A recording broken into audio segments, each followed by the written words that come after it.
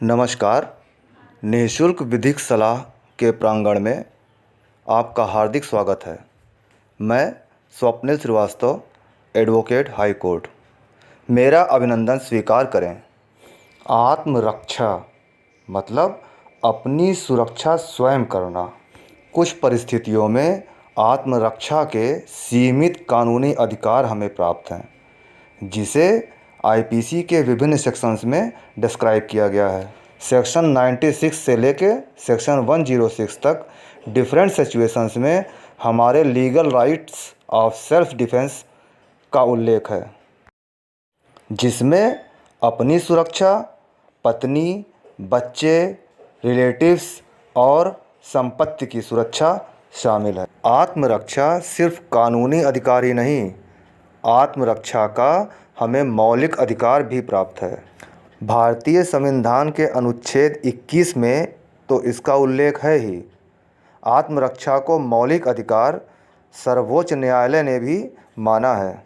Section 96 of IPC कहती है कि सेल्फ डिफेंस में किया गया कोई काम अपराध की श्रेणी में नहीं आता है, और अगर हमारे संपत्ति या हमारे शरीर के साथ अपराध हो रहा हो तो सेल्फ डिफेंस में बल प्रयोग करने का पूरा अधिकार सेक्शन 97 देती है।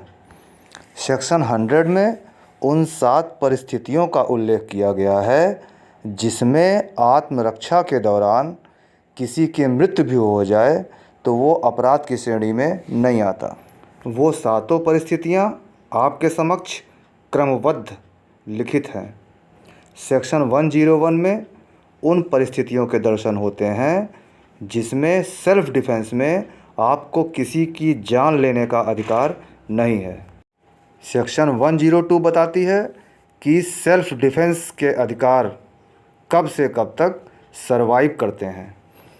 परिस्थितियां कभी कभी ऐसी बन जाती हैं कि अपनी संपत्ति की सुरक्षा में किसी की जान तक चली जाती है। सेक्शन 103 में उन्हीं परिस्थितियों को डिस्क्राइब किया गया है। अपनी संपत्ति की सुरक्षा में उन परिस्थितियों में यदि किसी की जान भी चली जाए तो वो अपराध की श्रेणी में नहीं आएगा। इन परिस्थितियों से अलग अकॉर्डिंग टू सेक्शन 104 अपनी संपत्ति की रक्षा के लिए आप किसी की जान नहीं ले सकते। हाँ, उसे शारीरिक क्षति पहुंचा सकते हैं। एक स्वाभाविक सवाल, अपनी संपत्ति की सुरक्षा का अधिकार कब से कब तक होता है? सेक्शन 105 कहता है कि जिस क्षण आपको लगे कि आपकी प्रॉपर्टी को कोई भी व्यक्ति नुकसान पहुंचा सकता है, उसी समय आपके ये अधिकार शुरू हो जाते हैं। वन इम्पॉर्टेंट पॉइंट, आपके सेल्फ डिफेंस के अधिकार तब तक आपके पास हैं जब तक आपकी सुरक्षा के लिए पुलिस आ नहीं जाती।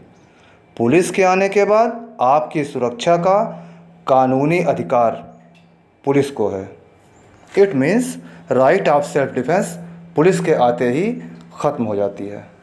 और जब कोई भीड़ आक्रमण कर दे, ऐसे में सेल्फ डिफेंस में आप उस व्यक्ति को शारीरिक क्षति पहुंचा सकते हैं जो उस भीड़ का हिस्सा है, भले ही वह निर्दोष हो।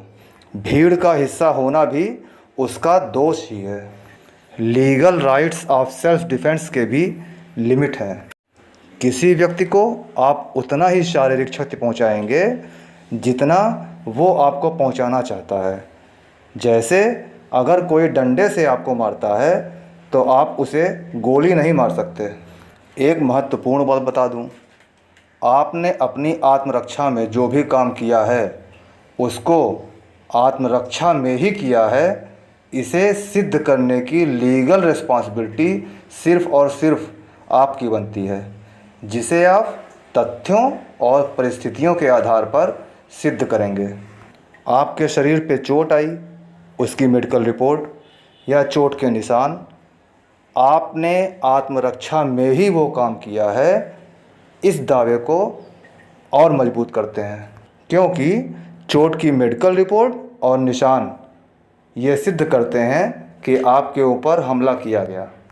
अब बताता हूँ किन परिस्थितियों में आपको सेल्फ डिफेंस का अधिकार नहीं है।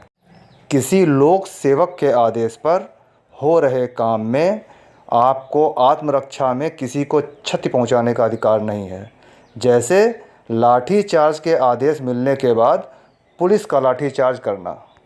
सिचुएशन कुछ ऐसी हो कि आपको अपनी, बच्चों, संपत्ति या रिलेटिव्स की सुरक्षा के लिए सक्षम प्राधिकारियों का पहुंचना संभव हो, उस दौरान आपको सेल्फ डिफेंस के राइट उस लिमिट तक नहीं है कि आप किसी को क्षति पहुंचाएं।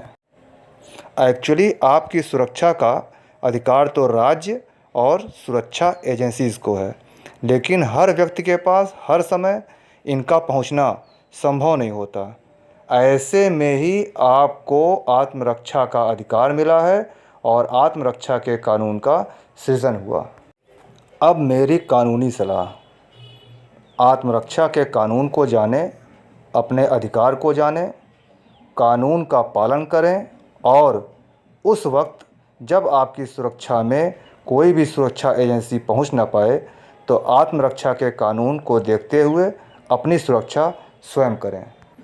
Thanks for watching this video.